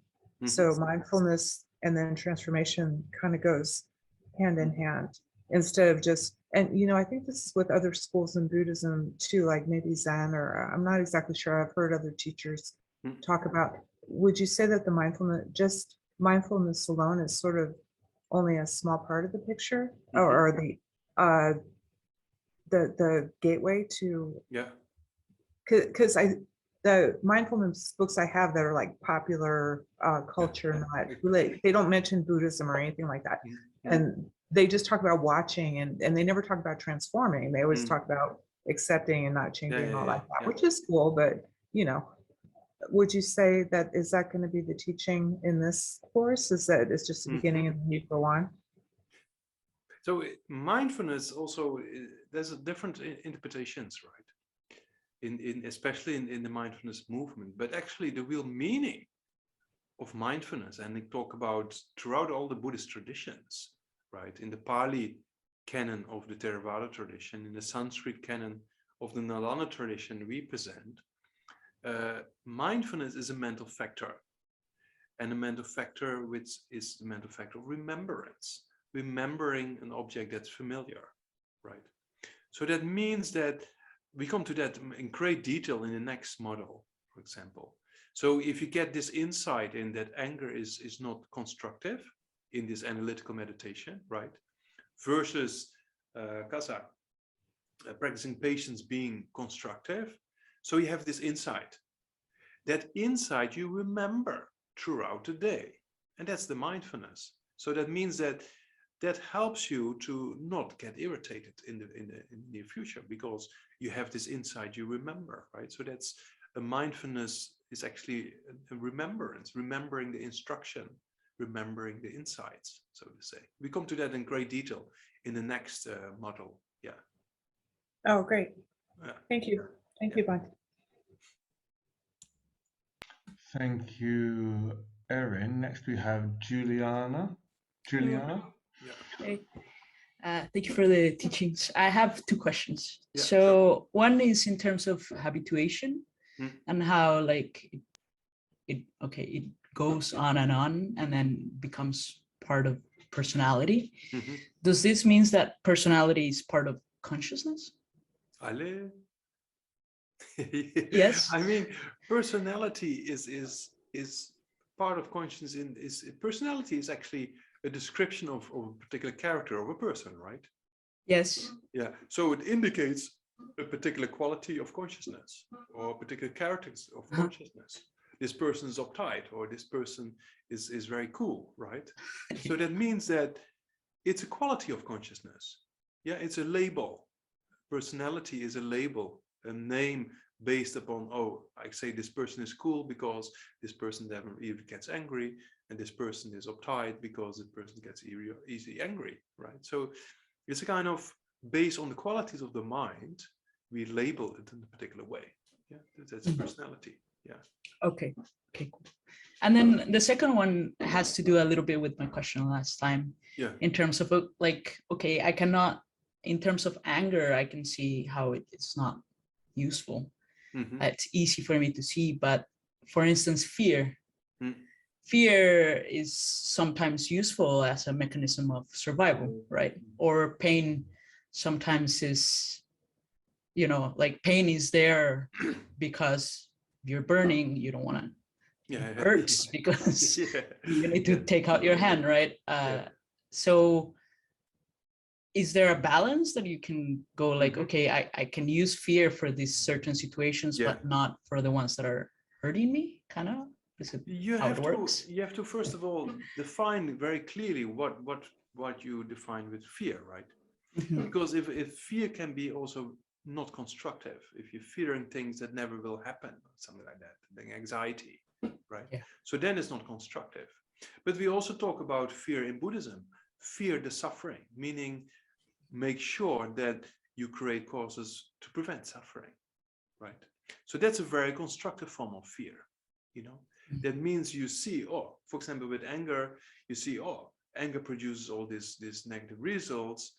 I should fear anger in the sense I should prevent it from coming into being. Then it's a constructive one, right? But if you think, oh, I cannot do this, I'm not capable of doing this, and I'm afraid of changing my mind, and you know, then it's a kind of a not very constructive form of fear, right? Yes, I understand. Yes. Perfect. Thank you. Okay, thank you, Juliana. Next we have Abelardo. Abelardo from Costa Rica. Thank you. Wonderful class, Geshe. I have a question about the prasangika understanding of mental consciousness that goes from one life to another. I know that the Yogacara or Chittamatra, they talk about the Alivajana, but there's nothing equivalent in Prasangika. So what is the explanation of how the mind is constituted so that one aspect of the mind is continuing always? So that means that in the Yogacharya and below, they sometimes talk about the mind basis of all, or the mental consciousness as the illustration of the person that is the consciousness, right? So if you look for it, they say you can find it. If you cannot find anything, then nothing exists at all. Consciousness is for example, in the Svatantrika and in the Prasangika, it's merely imputed by the mind, right? But what does it merely means is different, because in the Svatantrika Madhyamaka, there they say, if you look for it, you can find something. Otherwise, if you cannot find the basis upon which it is impute, then nothing exists at all, right? But in the Prasangika, we say even that basis you cannot find, because in the past, present, and future moments of consciousness, you cannot say it's this or that. The moment you pinpoint it, the next moment of consciousness already happened. So that means in the Prasangika view, we say you cannot really find it as such, existing from its own side. It's just merely imputed upon a mere collection of moments, right? And those mere collection of moments also are merely imputed. You cannot pinpoint to say it's this or it's that, because the moment you pinpoint it, it's already gone, and we have a next moment of consciousness, right? So in the Prasangika, it goes a bit further in merely imputed by the mind. So we come to that later in the model emptiness. Okay. So would this not be somehow an obstacle for this dialogue going on between Buddhist philosophy of mind, particularly in the Prasangika tradition, and the Western neuroscience, where they're trying to find correlations and so on? It's very, I mean, the last dialogue I had with Carlo Rovelli, for example, in the field of quantum mechanics, is very similar. That matter or consciousness have particular properties, which also is merely imputed by the mind, right? There is nothing solid to be found from the own side of the object, you know. So in that context, there's a lot of common ground between modern finance and quantum mechanics and what Arya Nagarjuna put forward as merely imputed by the mind. And so there's a lot of very interesting common ground there. Yeah, I heard that dialogue you mentioned. Thank you. It's very good. Thank you very much. Right. Thank you, Abelardo. And then we have Magda, and then we have one in the chat. Thank you very much, and thank you for the teaching today. I've got a question about attachment, and attachment with relation to enlightenment. And I kind of struggle with understanding of how that relates, how we, for example, do the calls to change our mind, and we want to improve, the lives not only of ours, but all sentient beings. But yet, isn't it is that attached to attachment? Yes. Actually, it's not attachment, it's aspiration. Right? Okay. Attachment is always related with a contaminated object. And attachment overestimates the qualities that are not really there. It's a superimposition, right? So enlightenment is not a contaminated kind of object. Yeah, it's not something we impute more upon, we have more expectations, and then we meet it, then it's not there. You know, so attachment is a different state of mind, right? A mind that overestimates the qualities of a particular object. And that's one aspect. Attachment doesn't like to be separated from its object. And if so, it gets irritated. Yeah, that's another object. And it's not according to reality. Yeah.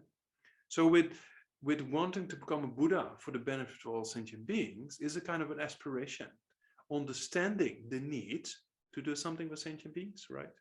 And understanding the qualities of Buddhahood. So that means that, you know, if I engage in this practice, I will obtain this, and then I can be a real benefit. You know, it's a kind of more reason-based, logical-based kind of reasoning. And then we convinced about the qualities of enlightenment, and then we get inspired to achieve that.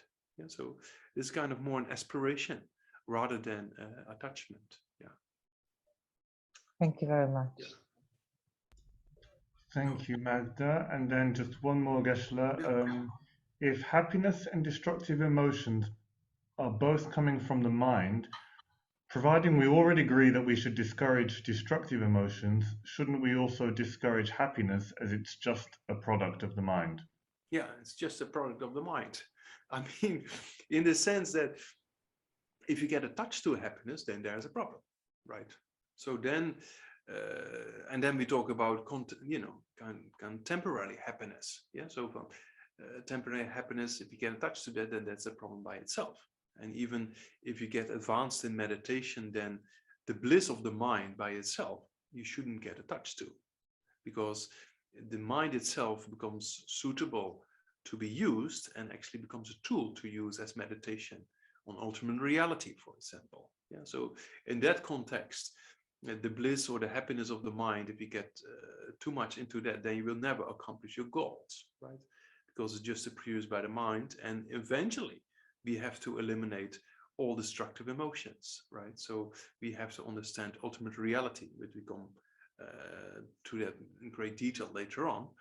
But that means that even the bliss of the mind is kind of a side effect, right? Or the happiness of the mind is a side effect. It's not the main goal. The main goal is to stop all suffering, right? Yeah, anyway, maybe that helps a bit. Yeah. Thank you very much, Geshe. Cesar, thank you so much, everybody on the other side, for being here today. So great. And then I hope you enjoy your next week, Thursday, for the review and discussion.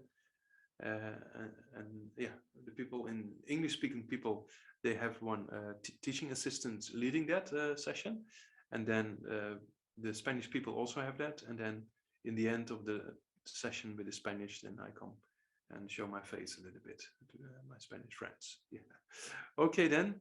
Thank you so much, and then see you in the next model. And yeah, there will be even more this was just a very general model, and then we go into the various aspects of analytical meditation, placement meditation, and how to apply these practical aspects in the mind training, and how to actually transform. What is actually the transformation process? And then we use mental factors like mindfulness, alertness, introspection. So there will be a kind of a whole package to actually train the mind, and you only have to do it yourself. That's left then. Yeah. So okay, so see you soon. And so then we dedicate. Just explain that it's very fortunate what we have done here today, and then we give it a particular direction.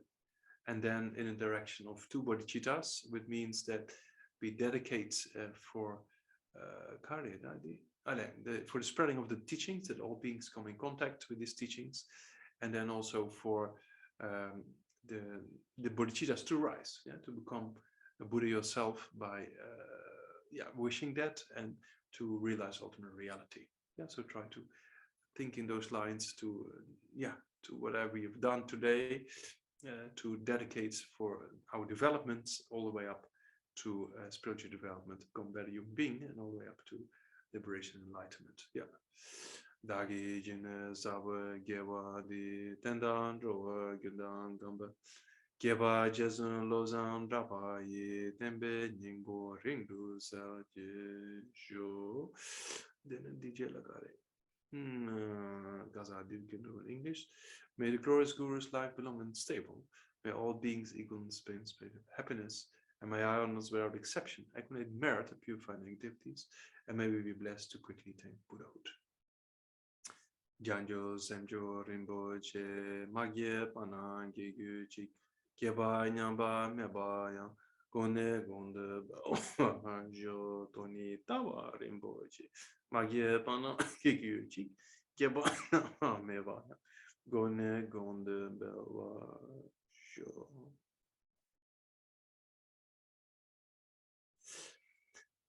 Okay, thank you so much, and see you soon.